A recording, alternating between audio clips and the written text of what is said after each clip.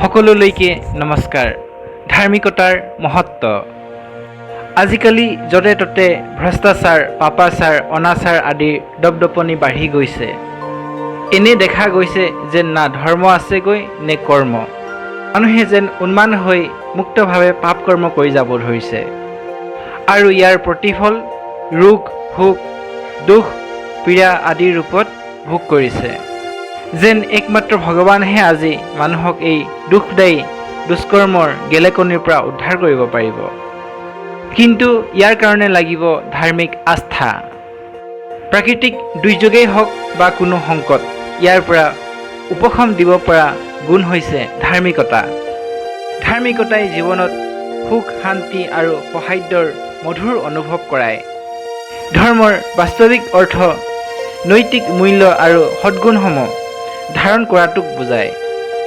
ধাৰ্মিকতাৰ তাৎপৰ্য কেৱল কোনো ধাৰ্মিক সম্প্ৰদায়ৰ লগত সংযোগ হোৱাটো নহয়, বৰঞ্চ ধৰ্ম শিক্ষকসকলৰ বিশ্ব শান্তিৰ, পৰস্পৰ সৌহাৰ্দ্য, সহিষ্ণুতা, সহনশীলতা আদি শিক্ষাক ধাৰণ কৰাৰ পৰা প্ৰকাশ পায়। হৃদয়ত সমূহ আত্মা তথা পৰমাত্মাৰ প্ৰতি প্ৰেম ৰখা, ঈশ্বৰৰ প্ৰতি আস্থা তথা ভক্তিৰ মাধ্যমেৰে সহৃদয়তাৰ ভাৱনা প্ৰকাশ কৰাটো ধাৰ্মিকতাৰ এক স্বৰূপ। কিন্তু সঁচা অৰ্থতো সেইজন ধাৰ্মিক যাৰ হৃদয়ত সকলোৰে প্ৰতি সমানে সন্মান, স্নেহ আৰু সহযোগৰ ভাৱনা থাকে। সৃষ্টিৰ সকলো মানৱ মাত্ৰ আৰু জীৱ জন্তুৰ প্ৰতি দয়া, ক্ষমা, সহানুভূতি ৰাখে। অৰ্থাৎ যাৰ হৃদয়ত মানৱ ধৰ্ম থাকে, মানৱতাৰ ধৰ্ম থাকে। এই ধৰ্মৰ জ্ঞান আৰু ধাৰণাই মানুহক পশুত্বৰ পৰা মানৱ কৰি তুলিছে।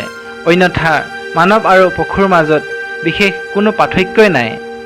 এই ধৰ্মৰ জ্ঞান আৰু ধাৰণাৰ কাৰণেই মানুহে পশুত্বৰ পৰা মানৱ হৈছে।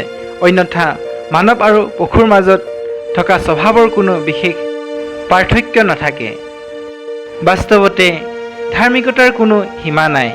আজিৰ দিনত গঢ়ি উঠা ধাৰ্মিকতাৰ স্বৰূপ মানৱ মনৰ সীমিত দৃষ্টিকোণৰহে ফল। ধাৰ্মিকতাই জীৱন যাপন কৰা সাৰ্বভৌমিক আৰু নৈসৰ্গিক নিয়মসমূহ পালন কৰিবলৈ শিকায়। লগতে বিধ্বংস আৰু বিনাশ হোৱাৰ পৰা ৰক্ষা কৰে তথা পাপৰ ফলত হ'ব পৰা পতনৰ পৰাও ৰক্ষা কৰে। পৰমাত্মা অসীম শক্তিৰ অক্ষয় অবিনাশী স্ৰোত বা উৎস। সেইকাৰণেই বিভিন্ন সমাজ, সংস্কৃতি আৰু সম্প্ৰদায়ৰ লোকসকলে প্ৰভুৰ পৰা শক্তি পাবলৈ যি নীতি, নিয়ম, প্ৰথা আদি নিৰ্মাণ কৰিছে, সেইসমূহৰ প্ৰতি থকা বিশ্বাস, শ্ৰদ্ধা, নিশ্চয় আদিৰ আধাৰত শক্তিপ্ৰাপ্ত হয়, যি দুষ্কাৰ্য আৰু বিকাৰসমূহৰ লগত যুঁজিবলৈ সহায় কৰে। বাস্তৱিকতে এয়াই ধাৰ্মিকতা। ধৰ্মৰ অবিহনে মানুহে নাস্তিকতাৰ ফালে আগবাঢ়ে আৰু হিংস্ৰুক হৈ পৰে তথা অৱশেষত গৈ নষ্ট হৈ পৰে। কিন্তু ধাৰ্মিকতাই এই অধোগতিৰ পৰা ৰক্ষা কৰি জীৱন দান দিয়ে। ইয়াৰ বিনেতো মানৱ সভ্যতা এটা যান্ত্ৰিক কাৰখানা যেন হৈ পৰে। এই মহান গুণে জীৱনক সজীৱ সেউজ কৰি ৰাখে আৰু জীৱন যাত্ৰাক সুখ, শান্তি, প্ৰেম, প্ৰীতি, সমৃদ্ধি আদিৰ অনুভূতিৰে সাৰ্থক কৰি তোলে।